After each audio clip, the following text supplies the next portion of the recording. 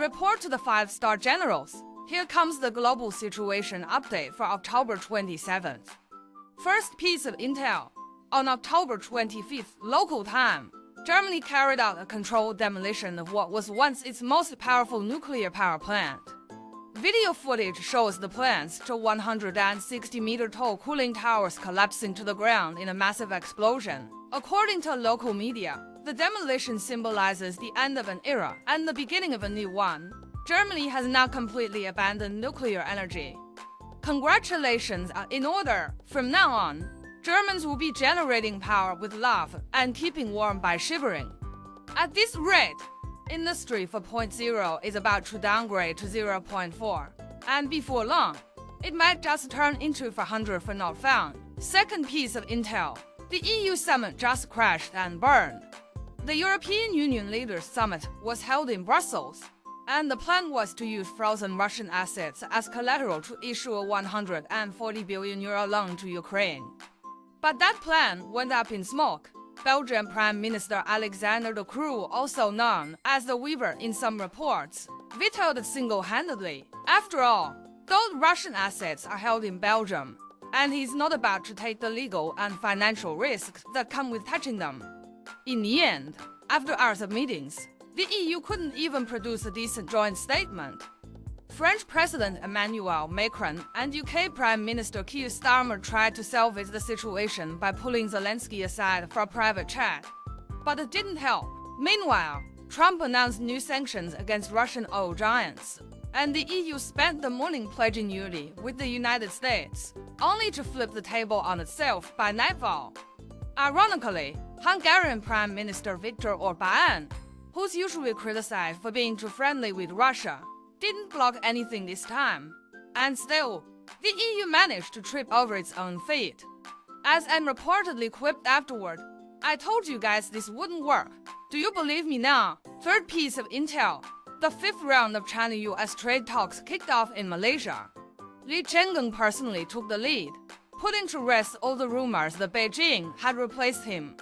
When he entered the venue, he was smiling and walking with confidence, which probably made Benson, his American counterpart, nervous again. After all, his old rival was still in the game. Before leaving for Malaysia, Trump suddenly made a statement, saying that America's 157% tariffs were unsustainable. He added that China must make concessions, but so must the United States, and emphasized that he doesn't want decoupling, only a balanced trade relationship. His tone clearly softened. But China didn't relax at all, not after being burned many times by the US pulling tricks right after negotiations ended. This time, Beijing made it clear, only if Washington takes real actions, such as lifting discriminatory trade restrictions and halting tax suppression and rare earth sanctions, will there be meaningful progress. The talks lasted 5 hours in total, 2 in the morning and 3 in the afternoon, a high-intensity verbal showdown. Afterward, the US side merely said the talks were constructive, and in diplomatic language, constructive basically means no one flipped the table, and the meeting didn't collapse. Fourth piece of intel. Germany's Foreign Minister Vogel abruptly postponed his visit to China. He was originally scheduled to arrive on October 26th, but late at night on the 24th, he suddenly announced a delay. Western media tried to spin it as if Germany had voluntarily cancelled the trip. But the truth is more awkward. China's lukewarm attitude and Germany's failure to gain any diplomatic traction led to the pullback. Berlin's official explanation was that China didn't arrange enough meetings. In reality, the Germans wanted to meet with high-ranking Chinese officials and hold multiple rounds of talks. But Beijing only scheduled one meeting with the department head, which was already considered top-tier treatment under the circumstances. The attitude was clear: come if you want, or don't, we're not chasing. So why was China so indifferent? 2 reasons. Before the visit, Vogel made reckless remarks about the Taiwan Strait, which crossed the political red line. He was essentially acting as a lobbyist for the Netherlands, hoping China would ease restrictions related to ASML semiconductor, an issue Beijing sees as non-negotiable on principle. Realizing he'd get nothing out of the trip, the German side chose to back off at the last minute. calling it a postponement to save face and leave the door open for a future attempt. Fifth piece of intel: Trump pulled another stunt. US media report he's pushing to build a Golden Fleet to counter the Chinese Navy. Warships displacing 15,000 to 20,000 tons. Heavily armored and armed with hypersonic missiles. The reasoning he's giving is almost comical. He says modern US warships are ugly and rusty. And he's been texting the Secretary of the Navy late into the night asking, why do our ships look so bad?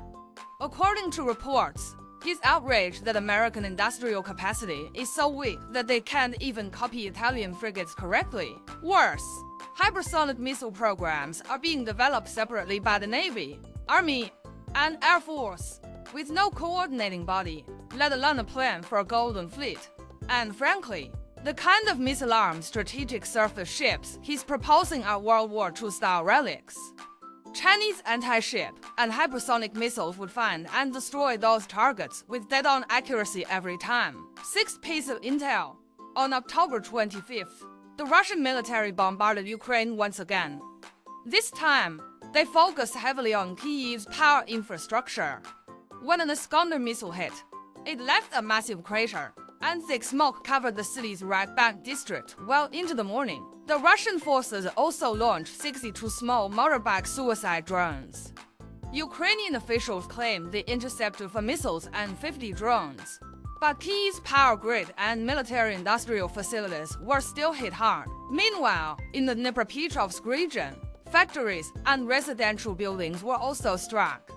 With the weather getting colder by the day, Russia's ongoing attacks on Ukraine's energy facilities are making life nearly impossible.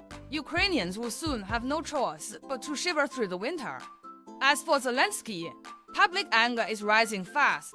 People are questioning how long he can keep this up before things completely fall apart. Seventh piece of intel: the United States wants to form an international peacekeeping force of 5,000 personnel to enter Gaza and prevent a security vacuum after a ceasefire. Washington hopes Arab countries will take the lead. Turkey immediately volunteered to send troops, but Israel strongly vetoed Turkey's participation, saying anyone can come, except Turkey. Why is Israel so afraid of Turkey? The two countries' relationship has already soured to the point of near break. Previously, Benjamin Netanyahu wanted to attend Egypt's Gaza Peace Summit, but Recep Tayyip Erdogan said, "If he goes, I will not," and Netanyahu ultimately did not attend.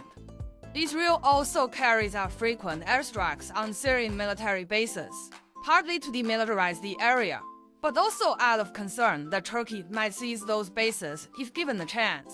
Turkey has sent disaster response experts hoping to enter Gaza to recover bodies, but they are currently being blocked at the border. Israel refuses them entry. Israel would rather have fewer hands on the ground than let Turkey gain a foothold in Gaza and act independently.